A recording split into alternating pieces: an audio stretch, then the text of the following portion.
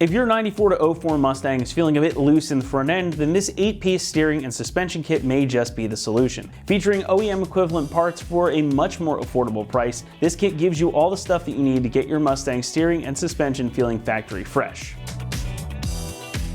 If you've dabbled in old cars at all, then you're no doubt familiar with bad steering and clunky suspension, for which I'm sorry. And especially on SN95 Mustangs, you feel every bit of it when something is loose in the front end. This kit includes a bunch of parts to get your car feeling, sounding, and driving exactly the way it was meant to the day it rolled off the factory floor. For starters, you get new inner and outer tie rods with new ball joints to tighten up your steering. You're also going to find new sway bar end links in the kit to help your car better respond to steering inputs and get your handling back in shape. The last piece of this kit is a new set of front lower control arms with new bushings and new ball joints. These will tighten up the last bit of the front end, leaving the whole thing feeling nice and tight, just like it did the day it rolled off the showroom floor. It is worth noting, however, that this is not a performance-oriented upgrade in any way. It's really just the easy button to getting your car driving like it did when it was new. So when you hit a rough road or turn into a corner, it's going to respond reliably and exactly the way that Ford engineered it to, and exactly the way you'd expect. Construction is similar to OEM too, of course. The tie rods are made of tubular cast iron, just like your originals. The lower control arms and the end links are all made from steel, with the arms being made from stamped steel with this glossified coating over top of it for additional protection against rust and corrosion. You get new rubber bushings and brand new ball joints, which are already included and installed for you, making the job of getting this all put together a lot easier. Pricing might just be the best part though, as this kit is going to run you about $425, which if you were to try and assemble all these pieces separately, you'd probably end up spending quite a bit more. And you definitely spend more than that if you went through your Ford dealer or even a local shop to get the parts. So this is going to save you a bit of money, and we're going to walk you through the install too so you can save a bit of time. Speaking of which, installation is going to get a 2 out of 3 on our difficulty meter, and the job should take you around 3 hours to complete. Now this may be a bit daunting to do if you've never messed with the stuff before, and you should make sure that you have a ball joint separator or a big old hammer handy to get the stock ball joints separated. If you've never had the pleasure, especially on an older car, these can be a huge pain. But fear not, we're going to walk you through the process step by step right now so that you can accomplish this at home in your garage or driveway. So with that, let's head on out to the shop. Tools required for this install include couple different size impact guns, a ratchet, 18 and 21 millimeter ratcheting wrenches, 10, 14 and 24 millimeter wrenches, 13 16ths and 7/8 wrenches, flathead screwdriver, a big adjustable wrench or an inner tie rod tool, a hammer, rubber mallet, needle nose pliers, an extension, an E8 E-torque socket, 7, 8, 14, 15, 18, 21, and 24 millimeter sockets, 15 and 21 millimeter swivel sockets, a 2.5 millimeter Allen wrench, a couple ball joint tools, caliper hook, breaker bar, a pry bar, and pole jack or a floor jack. What's up guys? Today we're installing a steering and suspension kit on our Mustang, so let's get started. So I'm going to start off by removing our caliper here. We're just going to remove the caliper and the bracket in one piece. I'm using a 15 millimeter swivel socket here just to get a little more maneuverability. And then before I remove that second bolt, I have a caliper hook here that I'm going to hook to our caliper, and then we have a hole right above where our brake line goes, right behind the shock here. Just get a hand on the caliper and make sure it doesn't go anywhere. And then pull back on your caliper, pull that off the rotor. And we're gonna take my caliper hook, hook that onto the caliper, and then hook that up onto the frame out of the way. With that removed, you can just pop off your rotor. Now if it's stuck on the hub, you can take a rubber mallet and just hit from the backside where your caliper was. Give it a couple smacks, and then you can rotate the hub, hit it from different angles until you get that to pop free. Next, we're gonna remove our sway bar end link. So grab a 15 millimeter socket for the nut, and then I've got a 10 millimeter wrench handy to hold the end link here in case it starts spinning. And you've got that nut on the bottom as well. And then pull your bushing off on the top and bottom. You're gonna wanna do this on both sides. I've already got the nut pulled off of the one on the other side, so I can just rotate my sway bar upward and remove it.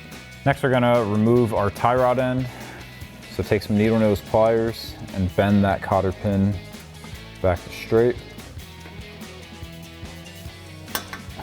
And then wiggle that and pop it out the other side. Now grab your 18mm socket to remove your nut. And then we're gonna take a hammer here to strike the side of the knuckle to break that rust and knock our ball joint free.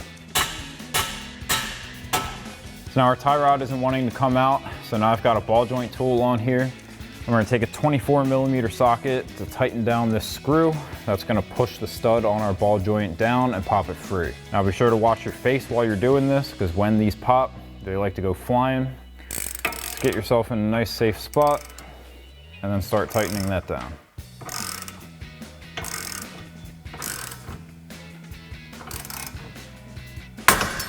So now for alignment's sake, I'm gonna remove our outer tie rod. We're gonna count the amount of spins it takes to get off, and then we're gonna match that to our new one.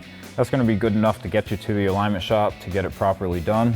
So I'm gonna throw this back into the knuckle.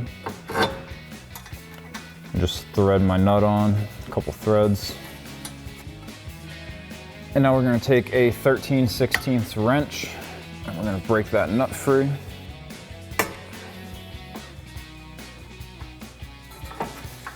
Now you can remove your tie rod from the knuckle again. And now we're just gonna remove our outer tie rod, counting the amount of spins. We've got 1, 2, 3, 18, 19, 20, 21, 22, 23.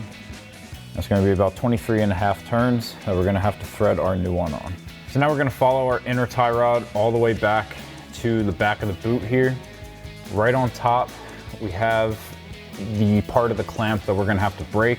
These are one-time use clamps. So usually you can just get a flathead screwdriver in there and then twist it and it'll break. If not, we'll have to get in there with some cutters. Now I'm gonna try giving it a couple taps with a hammer to get my screwdriver in there. Yeah, it's not really wanting to go. And we have some diagonal cutters in there. Be careful of these lines that are right by it here. Now I've got that clamp broken free. So now we can wiggle our boot off and get access to our inner tie rod, and we'll break that free. Now I'm gonna use needle nose pliers on the clamp at the front here and try to work that boot back. Now the boot's not wanting to move, so I sprayed it down with a little bit of penetrating lubricant. Now we're gonna try that again.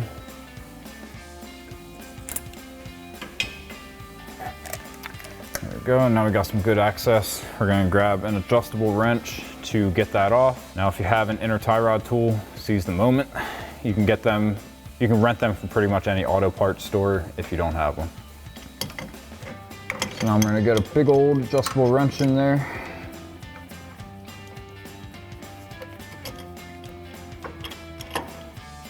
And then just go ahead and spin that the rest of the way off. So now I'm gonna get my ABS sensor and the bracket out of the way. Just take a 24mm socket to break that nut free. So now grab a 24mm socket to remove that nut. And then we've got an inverted Torx here, so I'm using an E8 E-Torx socket. Just thread that nut out, that bolt. And I'm just gonna pop that bracket off our studs and just carefully slide your sensor out of the way. And now that bolt is right on the back of the sensor here. Next, we need to remove our 2 bolts holding our strut to our knuckle here. Now I've got a floor jack underneath our lower control arm just to keep tension on this spring. This is the last thing that's holding that spring compressed. Now it's not gonna shoot down enough where the spring comes out at you. We are gonna need to use a pry bar to get that out, but it is enough to hit you if you're not careful. So I've got a 24mm socket for the nuts You can grab a 21mm wrench for the bolts on the other side if they spin.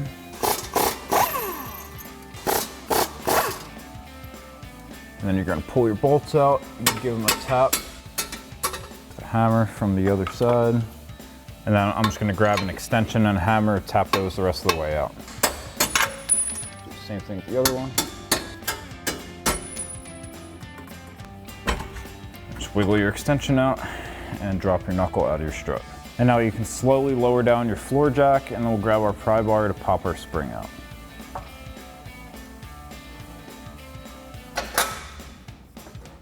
And now grab your pry bar, and we're just gonna pop our spring out of that lower mount.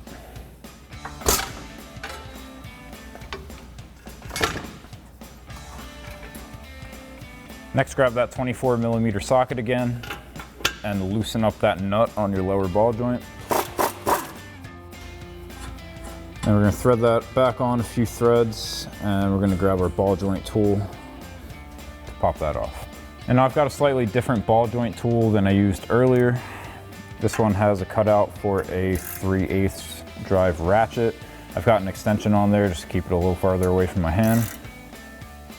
And we're just gonna tighten this down until that pops.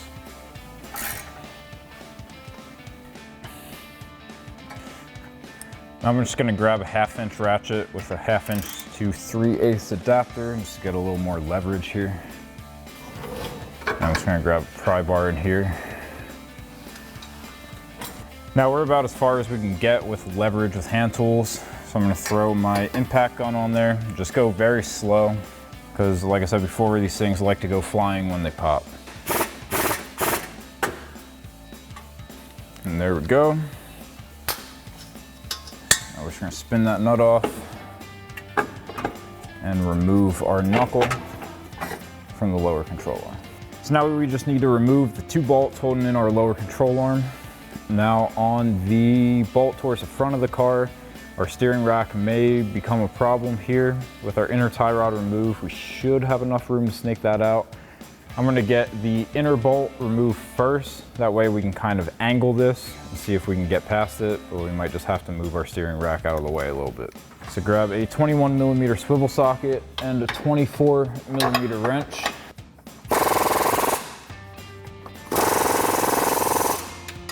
Now these bolts are nice and tight, so I'm gonna grab a 21mm wrench from my bolt side, and I've got a 24mm socket on a breaker bar. We're gonna break these free, and then we can impact them the rest of the way out.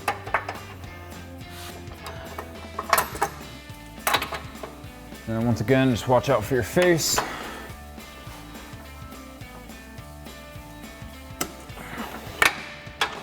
And I've managed to get my breaker bar stuck in there, so I'm gonna have to loosen this bolt up enough, pull it out so that we can get our breaker bar out of there.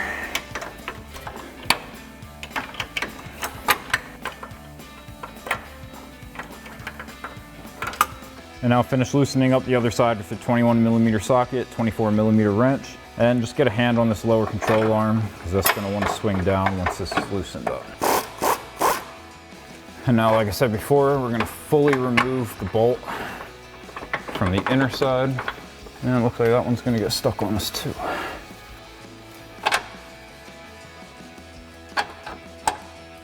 So now we're gonna take an 18mm socket to try to loosen up this nut. And as expected, that one's gonna spin on me.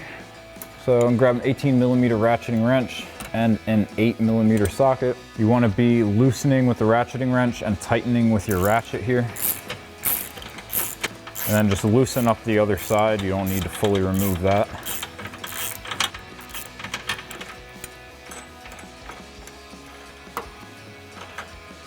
And then with that out of the way, we're gonna try just prying up here first.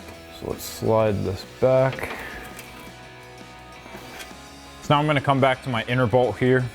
I'm gonna remove this bolt that's in the way of this one, and then I'm gonna try to pivot this again, see if we have enough room now with the steering rack shifted a little bit out of the way.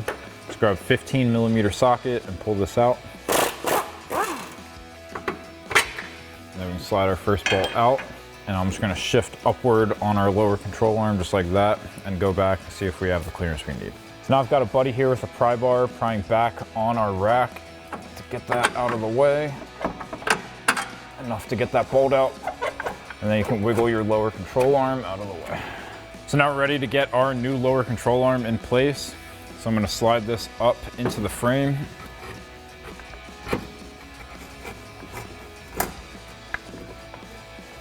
And now our new bushings are gonna be a good bit stiffer than our old ones, so I'm just taking a rubber mallet to help it in there. Just got our two holes lined up.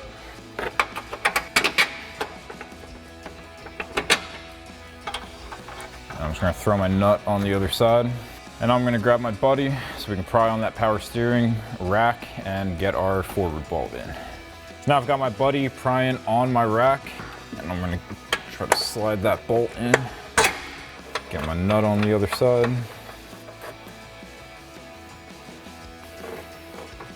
And now we're gonna get our rack seated back into place. Just gonna take a pry bar and lift up on it a little bit to line up the sleeve and the bushing. And then I'll take a rubber mallet, start working that in. I'm gonna get both sides lined up here.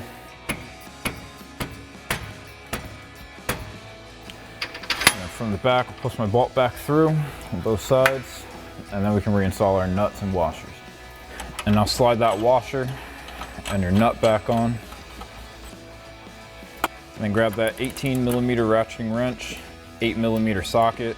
This time you're tightening with the ratcheting wrench and loosening with the ratchet. Tighten that down and do the same thing on the other side.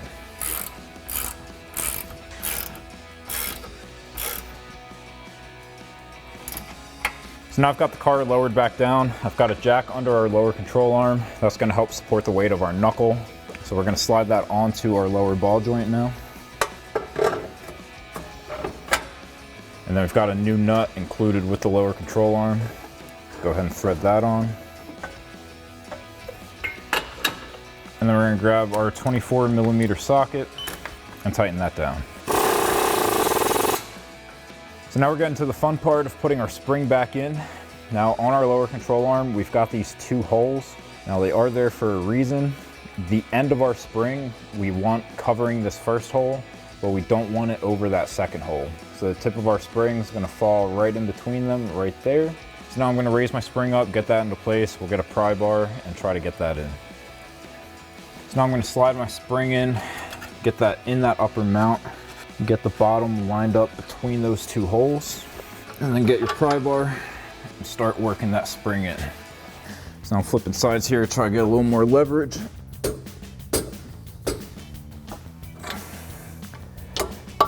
Now with it in there, I'm just gonna hold a pry bar here, start jacking up on my lower control arm.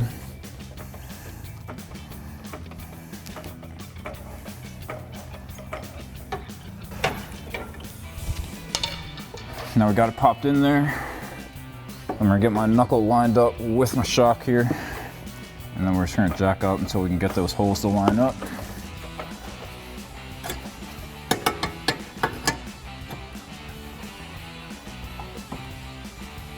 Went a little too far, so I'm gonna let it down. Grab your bolts, slide those through. And I'm just gonna get my nuts on the other side here. Now we're gonna grab our 24mm socket, tighten down our two nuts.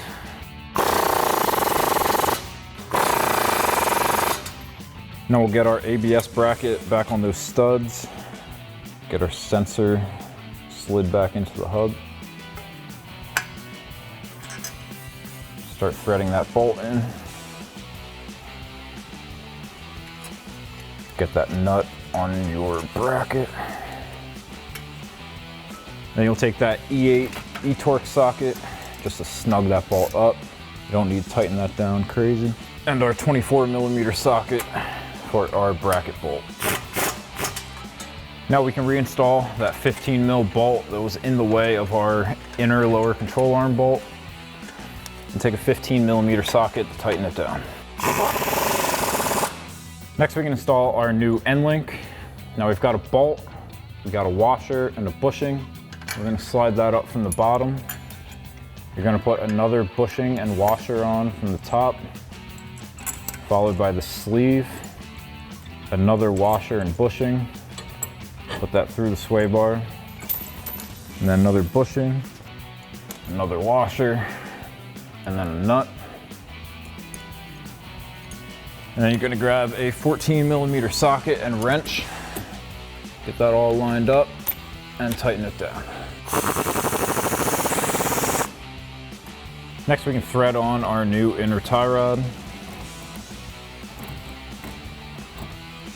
Thread that on as far as you can get it by hand. Grab your adjustable wrench or inner tie rod tool. Tighten that down the rest of the way. And then we have this set screw that we're going to take a 2.5mm Allen wrench and snug up. Now we're going to slide on our factory boot. Now we do have this hole that this tube's going to go into, so we got to get that lined up. Now we had to destroy our clamp to get it off, so we can't reuse that. I've got myself a worm clamp here. You can also use a zip tie if you can get it tight enough. I'm just going to slide that on first. Slide it over the rack, and then just get your clamp in place. I'm going to take a 7mm socket, snug this down by hand first. Get my tube in there. And then just make sure you're seated in that groove all the way around. Throw your ratchet on the other side and snug that up.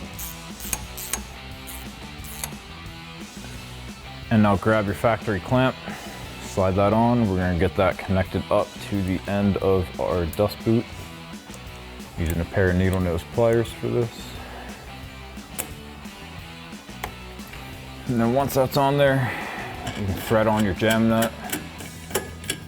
And then we'll grab our outer tie rod. And now we're just gonna go those same amount of turns as it took to take our factory one off, just 23.5.